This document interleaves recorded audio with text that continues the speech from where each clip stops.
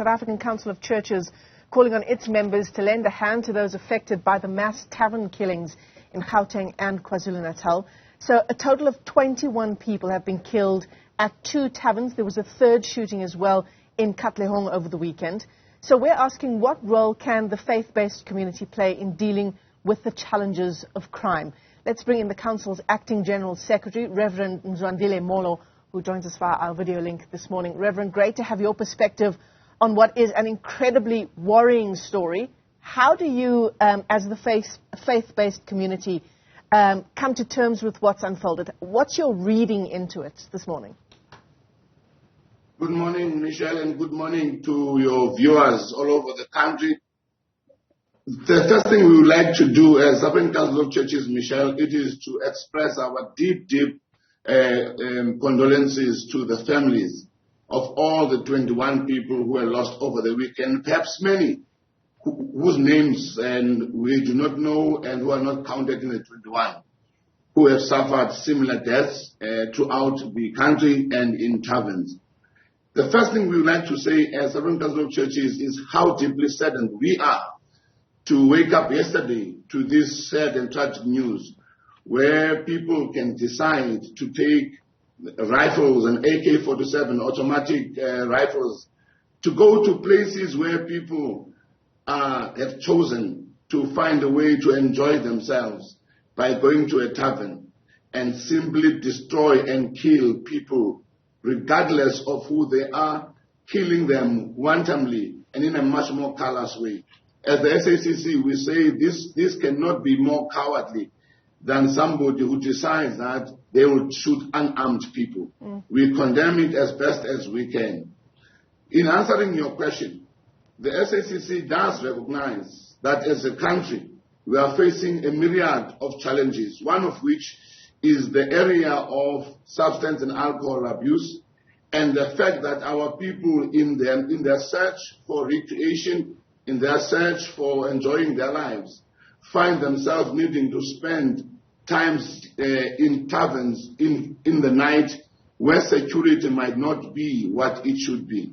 So we are calling on all those who are leading establishments like this, who are running taverns, firstly to make sure that our people are safe when people seek to spend their time in that manner. Fundamentally though, we are saying the police needs to be helped by the community in order for them to detect, prevent crime where possible.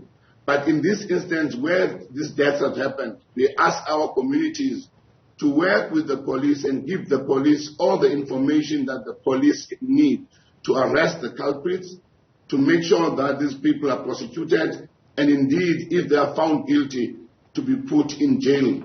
And this is important, Michelle, because as this country, we have created a culture of impunity where criminality seems to be paying, where people think they can get away with wanton murder, literally in this instance, but in other myriad of crimes where criminals who act in criminal ways, whether they are in government, whether they are in society, whether they are in the church, all of them act with impunity, and we as a country need to start saying, working with the police, we are going to say, stop it. In this country, if you are guilty of any crime, you will be held liable, and therefore your culpability will take you to jail. Reverend Molo, in your letter from the desk of the Acting General Secretary here, you also talk about, as we come to understand and perhaps try to unpack the various issues at play in these tavern shootings, there have been reports around the proliferation of guns around the country and that perhaps that's played some role here. But you've also, Reverend, in your letter, spoken about the abuse of alcohol. Yes, we do not want to raise this point as an explanation of why people were shot. Because the truth is, the people who came and shot people with AK-47 were not doing so because they are drunk themselves. And therefore, we cannot say the abuse of alcohol explains everything around the incident. Certainly. What we do say, though, there is a general concern in the country that we need to find a way as a country and look at ourselves and ask how we can produce a society where alcohol in spaces that people have to find themselves to enjoy their lives in is such a very significant social expression of our enjoyment as people. We therefore need to ask that question, not to explain the killing of our people, but to confront the truth that alcohol, as you go back to Enyobeni's experience, that alcohol and its abuse has become almost kind of a place where the vulnerability of our people to death is exposed.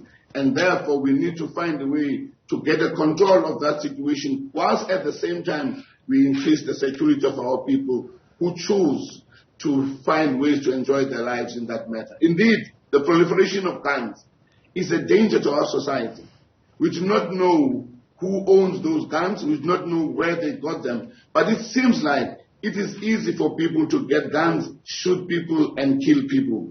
We as the SACC are saying, no life should be taken by anybody. We are saying as the SACC, every individual person has got dignity and the right to life that needs to be protected by all of us.